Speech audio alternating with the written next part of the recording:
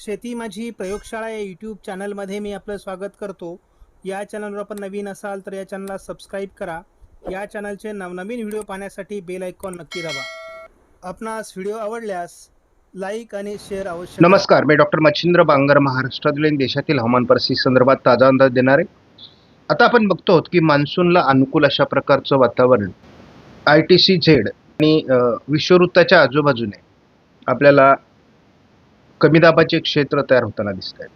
आणि हे कमी दाबाचे क्षेत्र जसे आपल्याला उत्तरेला सरकताना दिसतात, त्याच क्षणी आपल्याला मान्सूनवर पॉझिटिव्ह किंवा सकारात्मक परिणाम होऊ लागले आहेत असं समजायचं आहे. साधारणपणे आपण दिलेल्या अंदाजामध्ये 15 ते 20 तारखेच्या दरम्यान मेच्या मान्सून हा अंदमानात दाखल होईल, तर तो पुढे 28 ते 3 जूनच्या दरम्यान केरळात दाखल होईल आणि 7 ते 10 जूनच्या दरम्यान तो महाराष्ट्रात दाखल होईल. अशा प्रकारच्या आपण यापूर्वी अंदाज दिलाय आणि त्याच दृष्टीने मान्सूनची वाटचाल होईल असं दिसतंय.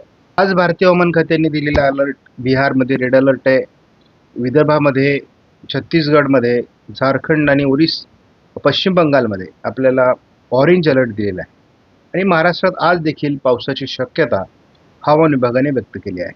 10 तारखेला मात्र महाराष्ट्रामध्ये विदर्भात थोडं हलकं वातावरण आहे, बाकी पावसाची शक्यता कमी होण्याचा अंदाज आहे.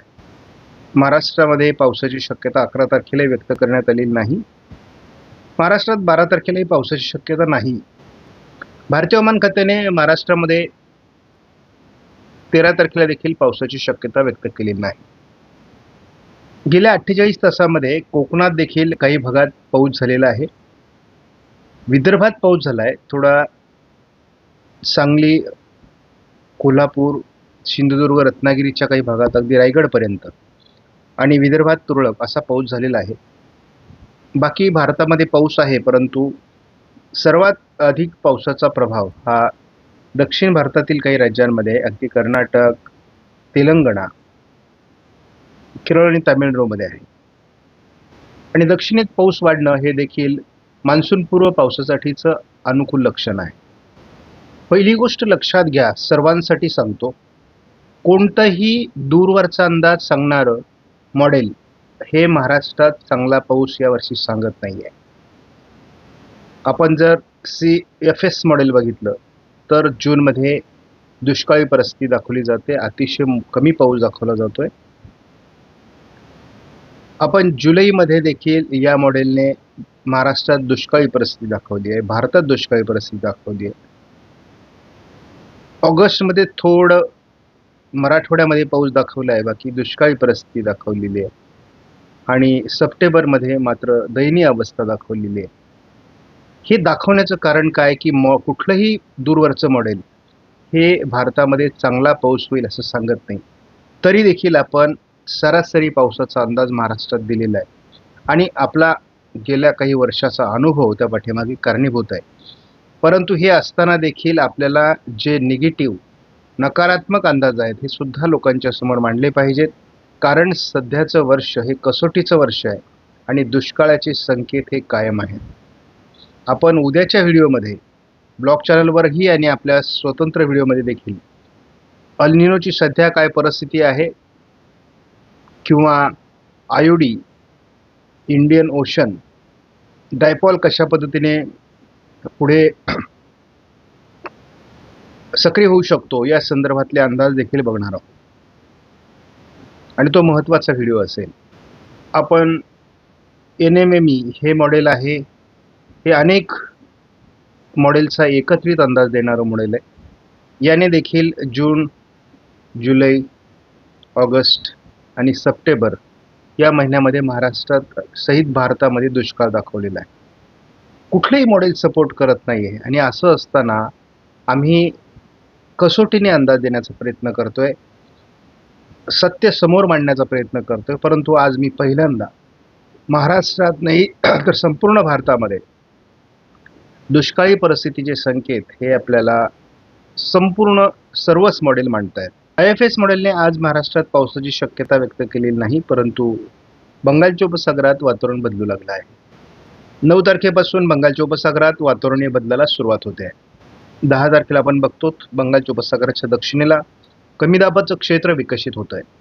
11 तारखेला या क्षेत्रामध्ये वातावरणीय बदलानुसार अधिक प्रभावीपणा निर्माण होतोय. ताकदवर अशा पद्धतीने कमी दाबाचं क्षेत्र पुढील प्रवास सुरू करेल.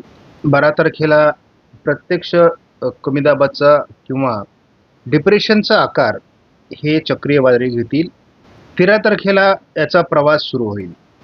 आयकॉन मॉडेलचे अंदाज आपण महत्त्वाचे मानतो. सध्या थोडं पूर्व विदर्भामध्ये खास करून यवतमाळ, वर्धा किंवा वाशिम, हिंगोली, परभणीच्या पूर्व भागामध्ये आज पावसाचा अंदाज आहे.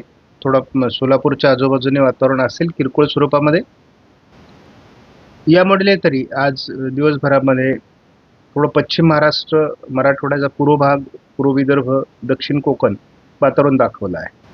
सर्वच मॉडेल 10 तारखेला बंगालच्या उपसागरात सिस्टम बनणार हे दाखवत आहेत. परंतु या सिस्टमचा नेमकी काय घडेल याविषयीचा खात्रीलायक काही अंदाज नाही. या दोन्ही वादळी सिस्टम ह्या प्रभावी व्हायला सुरुवात होईल 11 तारखेला. दरम्यान थोडं विदर्भ, मराठवाडा, पश्चिम महाराष्ट्र, दक्षिण कोकणात हलक्या पावसाच्या घटना घडत राहतील आयकॉन मॉडेलनुसार.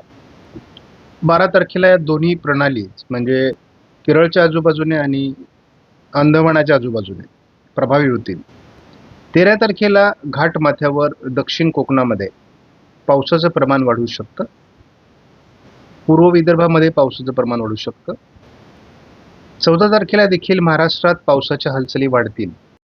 आपण आता इथे या ठिकाणी बघतो की दक्षिण बंगालच्या उपसागरात वातावरणीय बदल झाले आहेत. अंदमानाच्या आजूबाजूने पावसास अनुकूल वातावरण तयार होऊ लागलं आहे.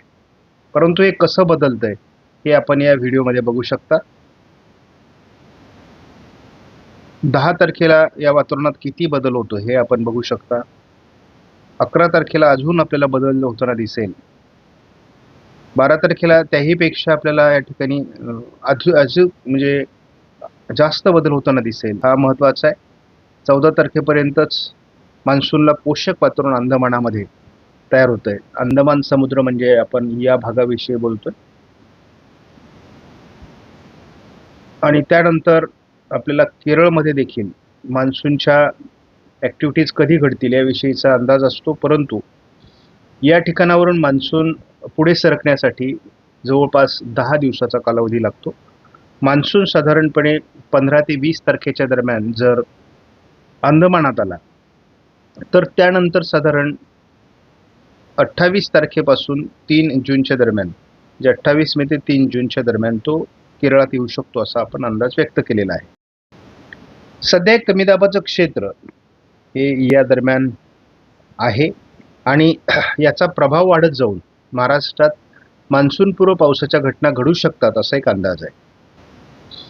आज आयकॉन मॉडेलने आपण फक्त आयकॉन मॉडेलचा आज अंदाज बघणार आहोत, कारण तसे बाकी मॉडेल फारसे पोषक नाहीत. त्यामुळे पूर्व विदर्भामध्ये आज एक जोरदार पावसाची शक्यता आहे. आज सातारा, कोल्हापूर, रत्नागिरी, सिंधुदुर्गचा पूर्व भाग या ठिकाणी एक पावसाची परिस्थिती निर्माण होऊ शकते आणि थोडं सोलापूरच्या आजूबाजूने किंवा लातूर, अगदी बीड दक्षिणपर्यंत, सांगलीपर्यंत थोडं वातावरण बदलू शकतं असा एक प्राथमिक अंदाज आहे. फार मोठा पाऊस नाही, परंतु वातावरणाची बदलण्याची शक्यता आहे. उद्या मात्र फारसं वातावरण नाही आहे. 11 तारखेलाही केवळ कोल्हापूर, सिंधुदुर्गच्या भागात वातावरण आहे. इतरत्र ढगाळ वातावरण आहे, परंतु फार पावसाचं वातावरण नाही. 12 तारखेलाही त्याच भागात म्हणजे रत्नागिरी, सिंधुदुर्ग, कोल्हापूर भागातच वातावरण आहे. महाराष्ट्रात 12 तारखेला थोडं ढगाळ वातावरण आणि किरकोळ पावसाच्या घटना वाढू शकतात. मात्र हवामानात मुख्य बदल जो होतोय तो 13 तारखेपासून होतोय. कारण अरबी समुद्रातील बाष्पयुक्त वारे हे कोकण किनारपट्टीला पहिल्यांदा प्रभावी ठरताना दिसत आहेत आणि मग त्यामुळे घाटमाथ्यावर 13 तारखेला मोठ्या प्रमाणात पाऊस सुरू होऊ शकतो आणि ही खरी मान्सूनची प्राथमिक लक्षणं आहेत. नाशिकपासून जवळपास कोल्हापूरपर्यंत किंवा सिंधुदुर्ग, रत्नागिरीपर्यंत आपल्याला घाटमाथ्यावर 13 तारखेला मोठ्या प्रमाणात पावसाचं प्रमाण वाढताना दिसेल आणि त्याच्या आजूबाजूने जे जिल्हे आहेत म्हणजे पश्चिम सातारा किंवा सांगली, कोल्हापूर पश्चिम, पुणे पश्चिम या भागातही याचा परिणाम आपल्याला जाणवेल. आपल्याला सांगली, कोल्हापूर, सातारा, रत्नागिरी, सिंधुदुर्गमध्ये 14 तारखेपासून पावसाचं प्रमाण मोठ्या प्रमाणात वाढेल. त्याचबरोबर सोलापूर, लातूर, धाराशिव, अगदी यवतमाळपर्यंत आणि नाशिक जिल्ह्यातही पूर्वेला काही घटना घडू शकतात असा अंदाज आहे. आता संपूर्ण आजच्या अंदाजाचा सारांश सांगतो. कुठलीही वादळी सिस्टम महाराष्ट्रावर किंवा भारतावर लगेचच सक्रिय होणार नाही असा कुठल्याही मॉडेलने अंदाज दिलेला नाही. काल जरी आपल्याला ECMWF मॉडेलने अंदाज दिला होता आणि त्या संदर्भात आपण व्हिडिओला टायटल दिलं होतं, परंतु आतमध्ये आपण जर जो माझा सबस्क्रायबर किंवा चाहता हा पूर्ण व्हिडिओ बघेल सुरुवातीपासून शेवटपर्यंत, त्याला कुठलीही शंका राहणार नाही. परंतु जो फक्त थंबनेल पाहून आपलं प्रतिक्रिया नोंदणार असेल किंवा आपला स्वतःचा ग्रह करून घेणार असेल तर त्याला माझे अंदाज समजणार नाही. माझे अंदाज समजून घेण्याकरता आपल्याला व्हिडिओ हा पूर्ण बघितला पाहिजे आणि मग नंतर तुम्हाला काय वाटतं ते ठरवा. आणि महाराष्ट्रामध्ये भरपूर अंदाज देणारी मंडळी आता वाढलेली आहे, त्यामुळे तुमची गरज भागेल अशी काही अडचण नाही. आपणास व्हिडिओमधील माहिती महत्त्वपूर्ण वाटल्यास लाईक करा, शेअर करा, चॅनलला सबस्क्राईब करा. धन्यवाद. जय हिंद, जय महाराष्ट्र, जय